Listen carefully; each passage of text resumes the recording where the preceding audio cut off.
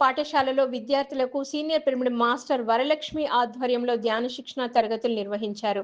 ఈ సందర్భంగా pyramid master Varalakshmi విద్యార్థులకు ధ్యాన సాధనపై చక్కటి అవగాహన కల్పించారు.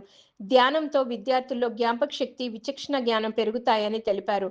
ప్రతిరోజు ధ్యానం చేస్తే ప్రశాంతంగా ఉంటుందని, మంచి ఆలోచనలు వస్తాయని తెలియజేసి అందరితో సామూహిక ధ్యానం చేయించారు. ఈ కార్యక్రమంలో ఉపాధ్యాయులు, స్కూల్ సిబ్బంది పాల్గొన్నారు. ప్రతిరోజు కూడా మెడిటేషన్ అనేది చేయాలి. చేస్తే మన దారి ఎటు వెళ్ళాలి, ఎటు వెళ్ళకూడదు, ఏది మంచి మార్గం అని మనకే విచక్షణ జ్ఞానం అనేది కలుగుతుందన్నమాట.